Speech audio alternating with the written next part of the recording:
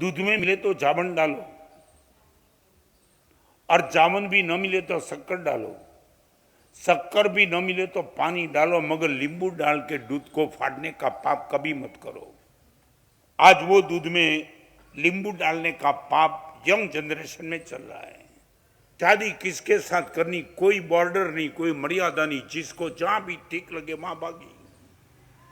और लड़की लोगों के पास इमोशनल बैकग्राउंड है। मैं कोई आक्षेप नहीं करता हूं, फिर भी कहना चाहता हूं, उनको फंसाना बहुत इजी बात है। थोड़ी दो चार अच्छी बात कर दी, वो लड़की झुक गई। माटुंगा में एक लड़की मुझे मिली थी, महाराज साहब बाबा अफेयर के विरोध में, अफेयर के विरोध में। मैं बोला अफेयर बफेयर की बात छोड़, महाराज साहब एक लड़का है और उनके साथ कम्युनिटी मैचिंग नहीं है, फिर भी वो मुझे इतना प्यार करता है। 2 साल से हम घूम रहे हैं, गोवा गए, ऊटी गए, होटल में जाते, सब कुछ। और महाराज साहब अब हर टाइम ये बोलते कि लड़की बेकार है और ये नहीं महाराज साहब वो इतना मुझे प्यार करता है, मैं सोच नहीं सकते हूँ। मैंने बोला बहन झूठ बोलती है ऐसा मैं नहीं कहूँगा, मगर एक बार इतना पूछ लेना, कल मेरी ओर से जिसके साथ तेरा अफेयर है वो लड़कियों को इतना पूछ लेना कि अभी बहुत घूमने का हो गया, अभी तेरे घर की बहू बन के तेरे घर में मैं आना चाहती हूँ, बस सिर्फ इतना पूछ लेना।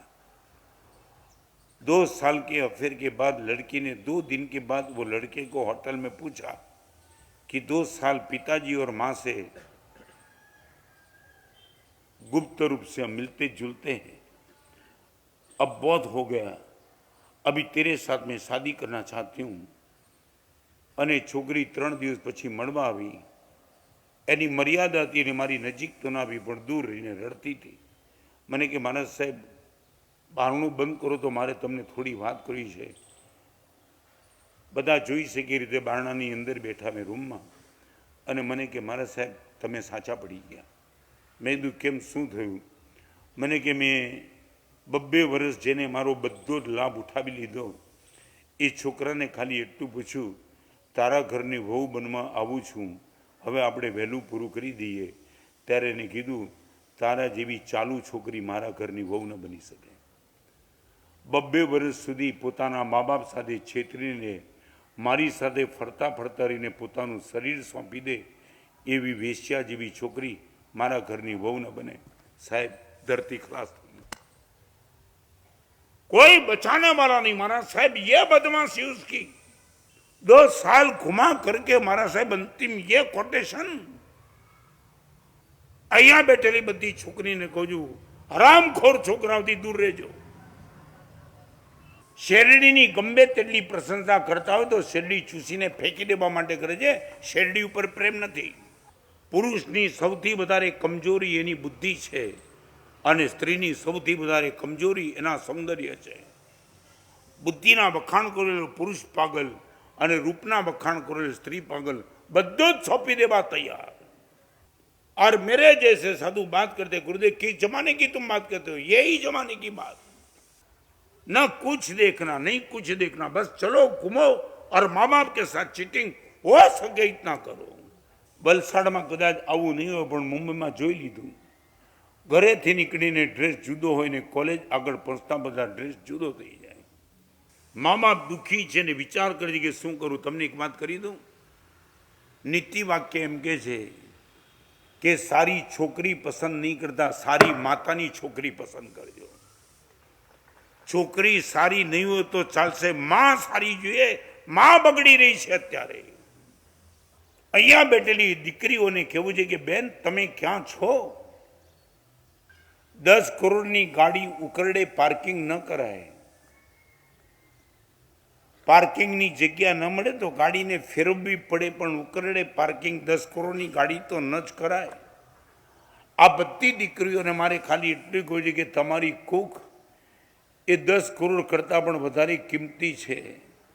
જ્યાં ભગવાન મહાવીર જન્મ પામી શકે, જ્યાં 14 પૂર્વધર જન્મ પામી શકે, જ્યાં કલિકાલ સર્વને તમારા કુખમાં આરામ કરવા માટે આવી શકે, પણ આ ઉપર આસમાનમાં એવા ઉત્તમ આત્માઓ ફરી રહ્યા છે જે પાર્કિંગ માટેની જગ્યા જુએ છે।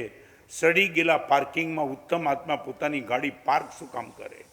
એ જુએ છે કોઈ પવિત્ર સ્ત્રી હોય ત્યાં જઈએ. आज माहौल हो चुका है ना, कौन किसके साथ ट्यूनिंग बिठाने का कुछ पता ही नहीं चलता है. અને ઘણી છોકરીઓ મને કહેવા આવે, સાહેબ અમારા મા બાપને અમારા પ્રેમની કોઈ કદર નથી. 25 વર્ષથી જે મા બાપે પ્રેમ આપ્યો એને તમે વિશ્વાસઘાત કર્યો અને હરામખોર છોકરાઓ 2 વર્ષની તમને પ્રેમની વાત કરી. મા બાપનો પ્રેમ ગયો તમારી હાથમાંથી. સાહેબ અમારા મા બાપને અમારા પ્રેમી, તને કેટલી કદર છે તારા મા બાપની? 9:30 બદલે 10 વાગે આવ્યા તો મા બાપની ચિંતાનો પાર નથી. દીકરી ક્યાં ગઈ છે, ક્યાં ગઈ છે? રાતોની રાત તારા મા બાપ જાગ્યા છે અને હવે તું એમ કહે કે પ્રેમ નથી. એને તમને આમ જનરલ પૂછી લો, તમારા શરીરમાં લોહી એ ગ્રુપનું હોય અને બી ગ્રુપનું લોહી કોઈ આપવા તૈયાર હોય? આમ લો તમે, હે? એટલે કંઈ તકલીફ છે? એનું પણ લોહી સારું છે, તમારું સારું નહીં એક્સેપ્ટ કરે. અહીંયા બેઠેલા બધાને ખાલી એટલું પૂછી લઉં, લોહીનું ગ્રુપ કોન્ટ્રાવર્સી ગ્રુપ જો ન ચાલે તો જીવનસાથી કોન્ટ્રાવર્સી સંસ્કારવાળો કેવી રીતે ચાલે? સમાન ગ્રુપનું લોહી હોય તો જ શરીરની તંદુરસ્તી ટકી રહે, તો સમાન સંસ્કાર હોય તો જ જીવનસાથી સાથેના રિલેશન મેન્ટેન થઈ શકે.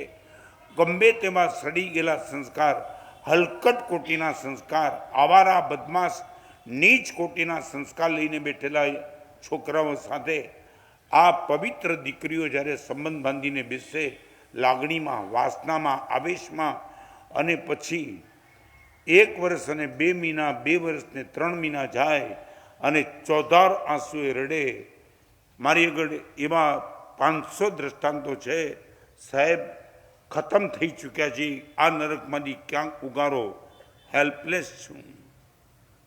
રેસકોર્સમાં ઘોડા દોડે ને, એ દોડતા ઘોડાની પણ 7 પેઢીનું બીજ જુએ છે. કોઈ પણ ઘોડા ઉપર જોકી દાવ નથી લગાડતો. ઘોડાનું બીજ કયું, એની માં કોણ, એની માં કોણ, એની માં કોણ, અને પછી એ દાવ ઉપર લગાડે છે. વર્ણશંકર ઘોડા ઉપર કોઈ જોકી પણ દાવ નથી લગાડતા.